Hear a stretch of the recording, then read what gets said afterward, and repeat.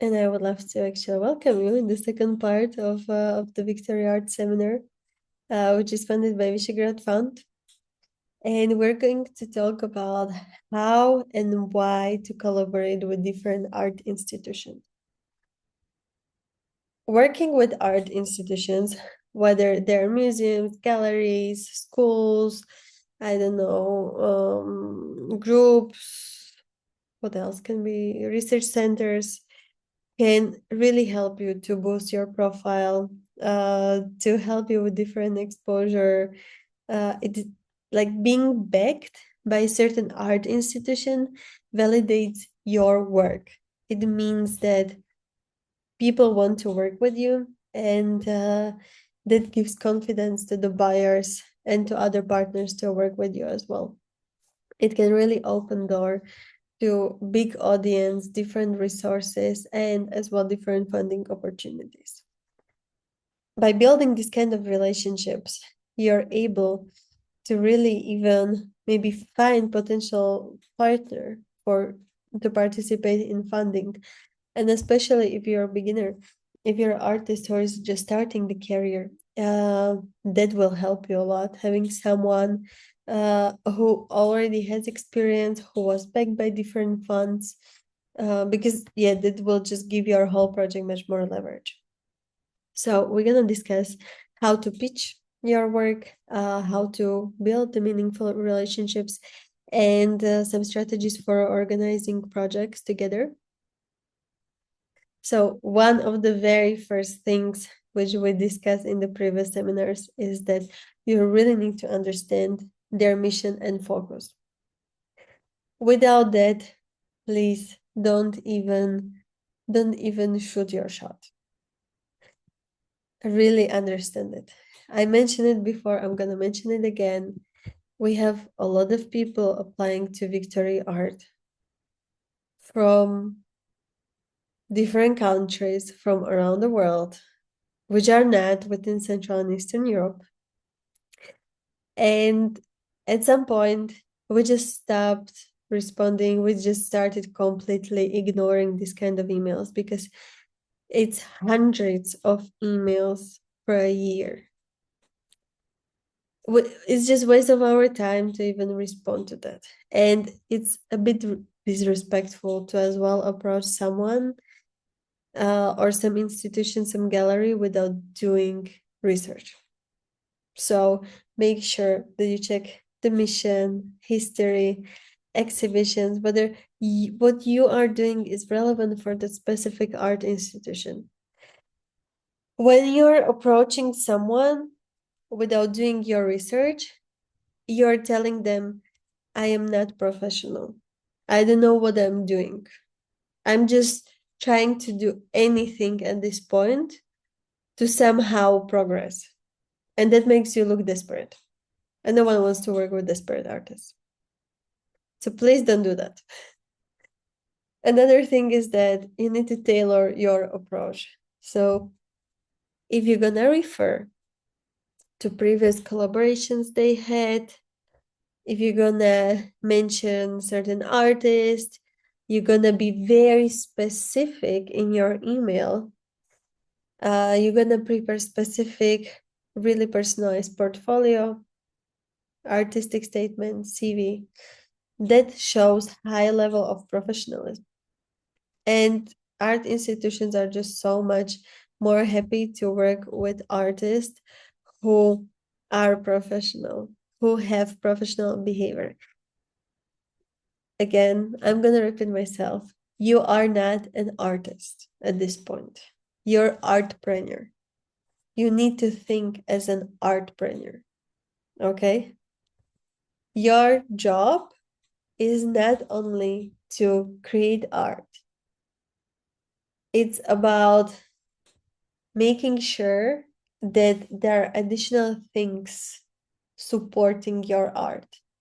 Because without that kind of support, there's very low chance you will catch attention of people in the art industry. Tell these institutions why you two are a match and how you two can collaborate. It's fine if they turn you down. but already talking to them in a professional way will leave amazing impression, and I promise you that. Another thing what's very important to do, and this is probably one of the toughest things to do, is to identify the right person who is responsible for artist acquisition, new work acquisition, strategic partnerships.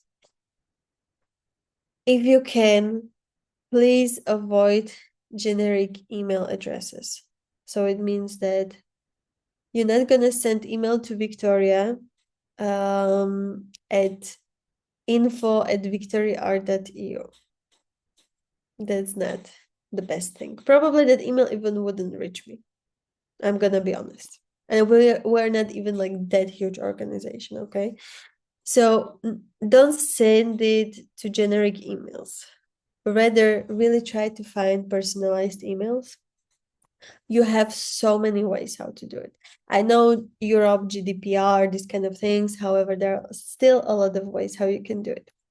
One of the ways is that you can literally find one of those tools where you where you put domain of a certain gallery institution, and then it shows you what kind of emails are associated to it. Some are even for free. You can give it a try. You can always try to use AI. Some people try to guess it when they see certain pattern. Maybe you find email of certain irrelevant colleague, but then you might see the pattern, you might try to guess. You might try to approach even the irrelevant colleague, asking them like, hey, is it possibility that you can forward this email? You can try to contact the relevant person through LinkedIn. As far as you stay professional, that's very important. Your email should be as well pretty clear. We already discussed a bit about this, but make sure there's portfolio, there's some artistic statement that you say why you're approaching them, and don't make that email or approach message, whatever it is, only about you. Okay, this is very unprofessional. If you're like, hi, I'm an artist, blah blah blah, this is like a huge paragraph about me, this is what I want from you, what can you give me? No, it won't work. But try to tell them how you find them, why you chose to work with them, what impressed you about that institution, and then little bit about you, okay, not a lot. Either put it in the attachments, um or basically make sure that you just give them this kind of teaser, okay, that they will want to get to know you better. I heard once that selling, business development, sales is like dating.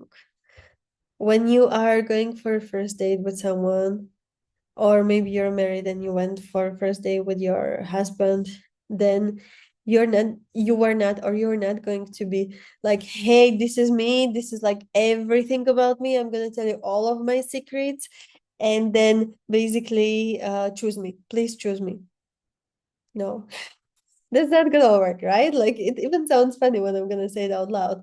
But if you put everything into your first email, then there's no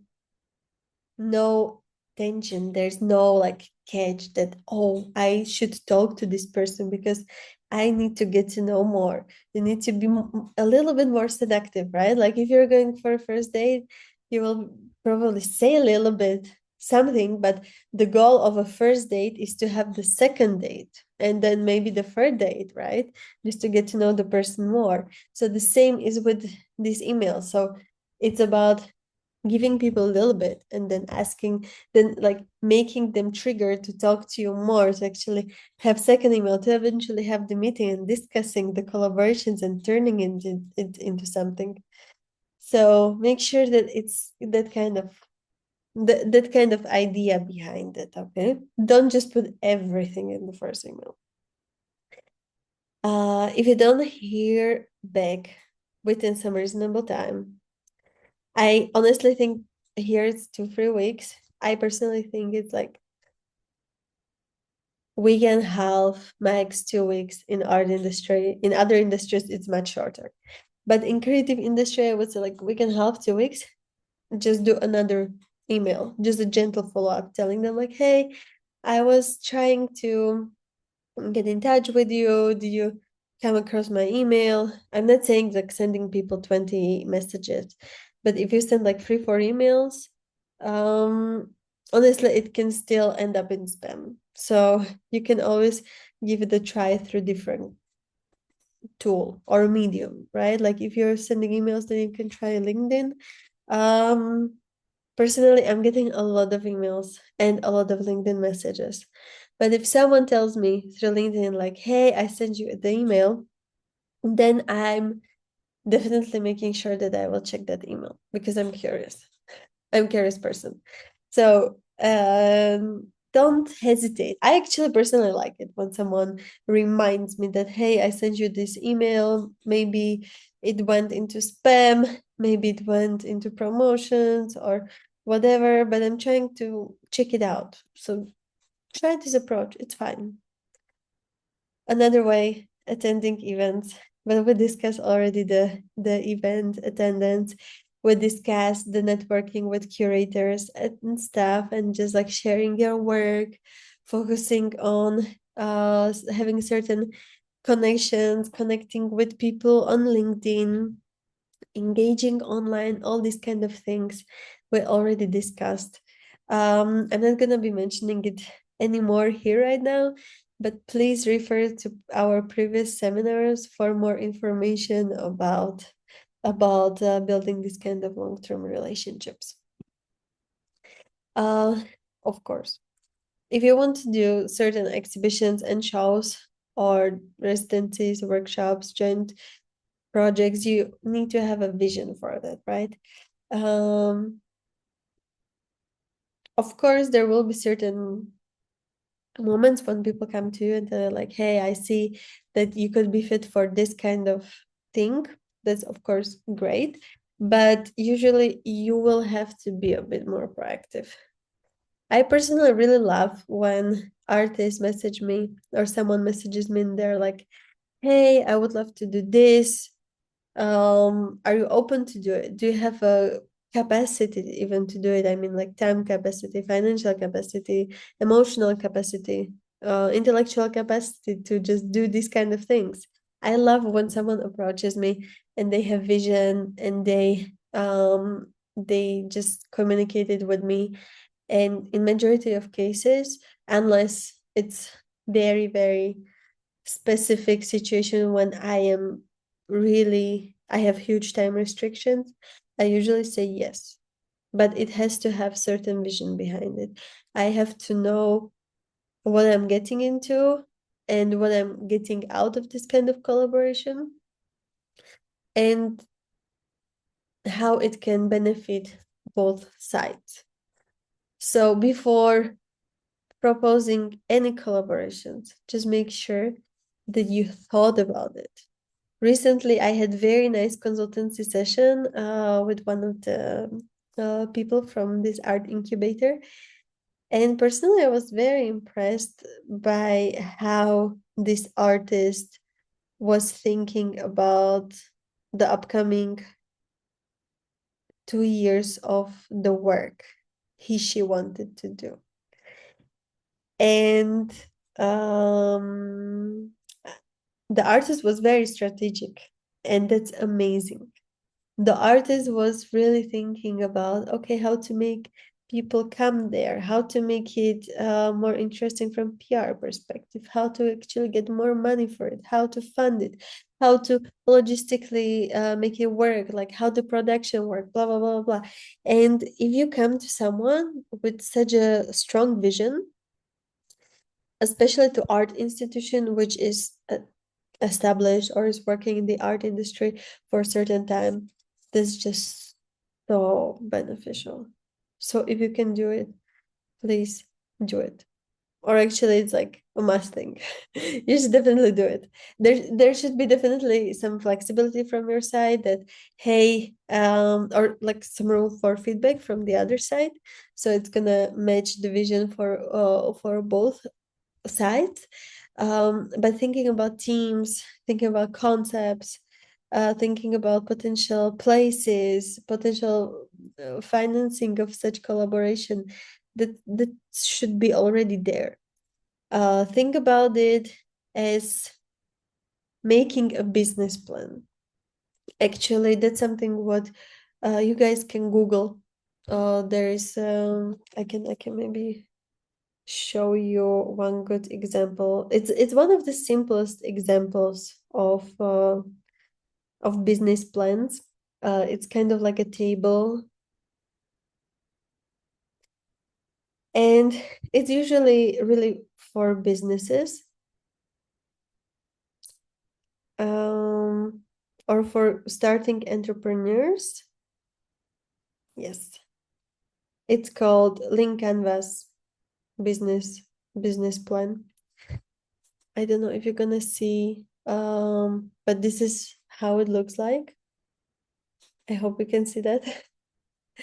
If you're gonna just Google business plan canvas or business plan table, you will be able to find something like this.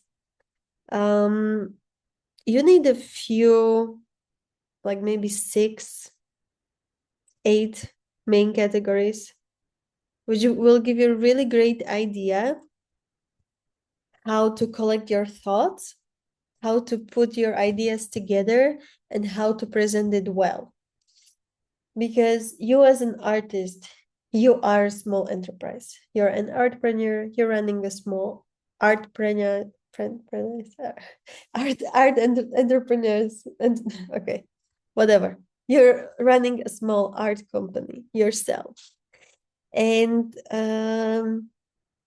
having a business plan for yourself, even doing it like that, is gonna just clarify all your thoughts. It's gonna clarify your vision. It's gonna show your professionalism. And it doesn't have to be perfect. Really, it doesn't have to be perfect, but just thinking strategically about these kind of things, it gives you so much more leverage comparing to other artists.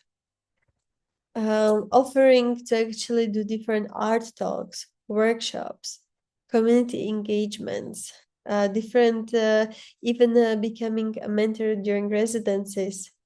People start seeing you as a professional leader. So if there is opportunity, or if there is not opportunity, you can always create one. You can always suggest it to this kind of art institutions. Feel free to do it. It always has to have certain idea.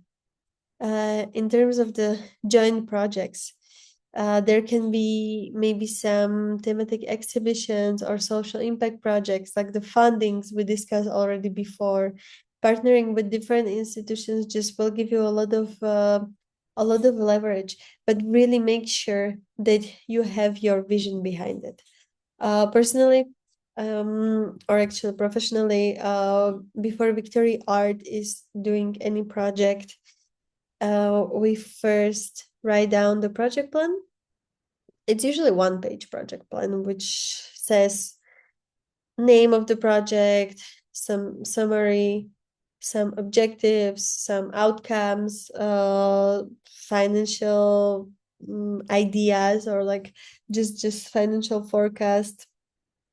I don't know if I mentioned timeline, but basically it's 1-page file which we have prepared, which we prepare already before we do the project. And then we share it with potential partners. Or actually, first we say, like, we give them teaser. Okay, this is what I discussed before in terms of approaching as well people. We give them teaser. We tell them like, hey, this is what we want to do. 1-2 sentences, not more. Telling them, I thought that you would be a good match because of 1 to 3 reasons max. Would you be actually interesting to have a quick call about this or get to know more? Usually they, of course, want to get to know more. Then you share with them the file. Sometimes they come back with certain questions. Sometimes they're like, okay, I'm in. What do you need from my side? And then the collaboration starts. So having just something written down so much better. And especially when you're working with the art institutions, they need to have the conditions written down. So I'm not telling you that you need to have the whole contract, but having an email or a file or notes from meetings or sometimes even notes from different conversations, online conversations you had, is very beneficial, highly beneficial. And I want to say that in art industry, there probably will be certain miscommunication even with your partner, because of course we're all different people, we all think differently. Sometimes you don't realize that you might have forgotten to mention something to the other party, and then the other party will just think like, how come you forgot it? It's normal. Okay, like it's really normal. We all think different, we have all different mindsets, so it's fine, but just make sure that it's written down, that even if there will be certain kind of challenge, that you're able to solve it with these people in a professional manner. And if you feel you cannot do it with certain institution or certain people, please don't work with them. It's gonna create so much unnecessary drama. So if you don't feel like you can be stable, you can have respectful conversation, a good problem solving with someone, just don't do that. Okay, I think that I was too fast during this specific presentation, but here are some key elements of a proposal. I already mentioned what we're doing, so some summary, objectives, sometimes visuals. If you do some mind map, if you do some roadmap, if you do some infographics, might be nice. Timeline, logistics, value proposition. You can basically get idea from this. You can get idea from the business plan I was mentioning to you.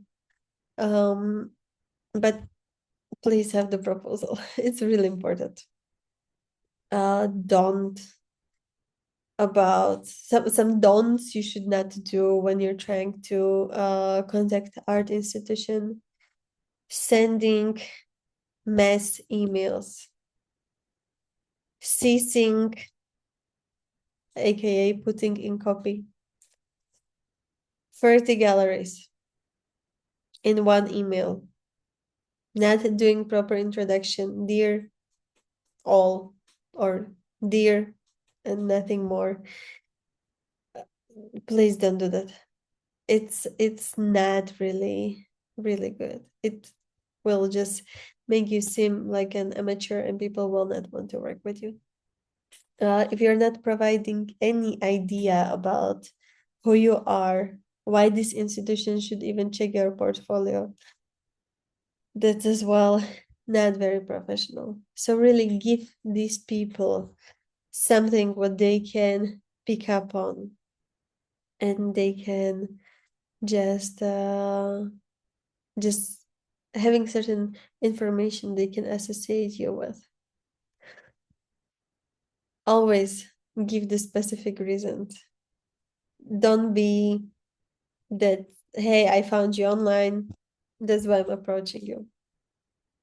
It doesn't make sense. Please always tell them why you're approaching them specifically. Talk about how this collaboration is going to benefit them as well.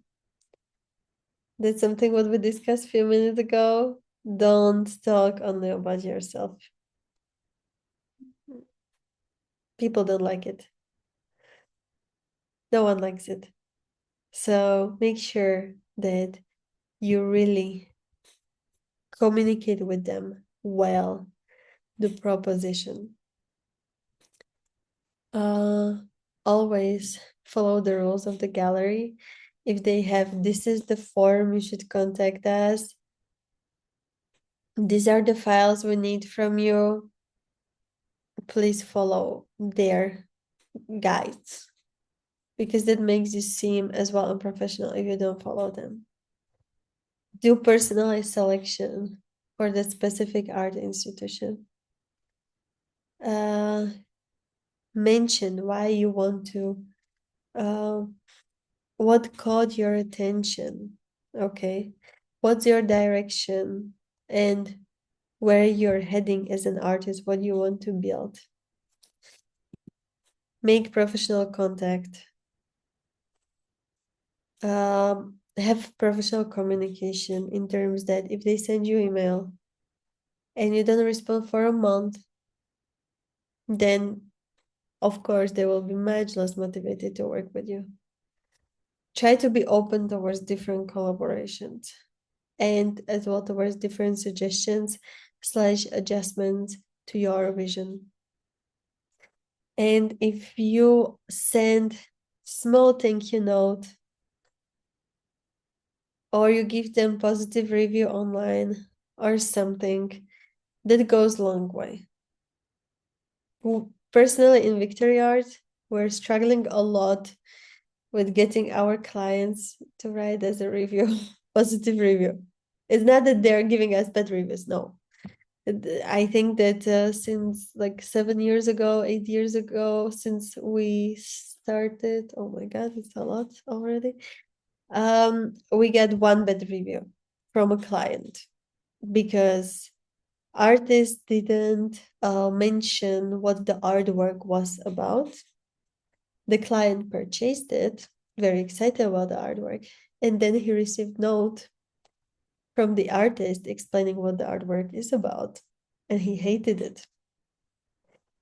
And he didn't return the artwork. I don't know why, but we received a year later a very angry email about it.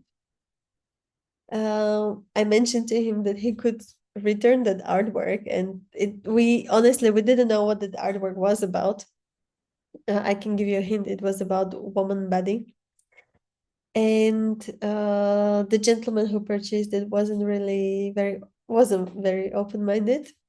So he stopped liking the artwork after he found out what it was about.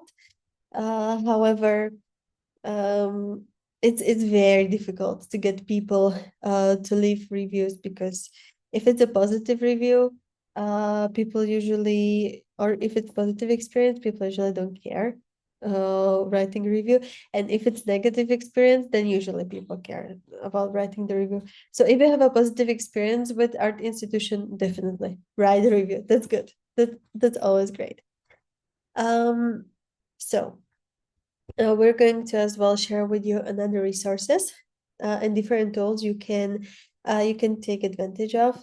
As I mentioned before, you're going to receive all the materials from this week on next Monday due to our workload. And if there are any questions, then please feel free to actually ask these kind of questions right now.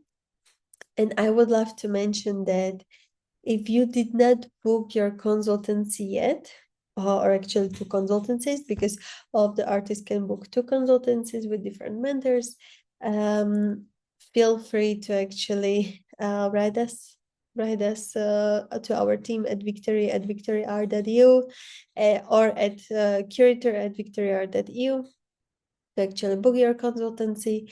We shared with you few weeks, I think like a month and a half ago, different spots for the consultancies. There will be a new spot coming for June and July. So definitely stay tuned about it. We're going to share with you, of course, all those informations.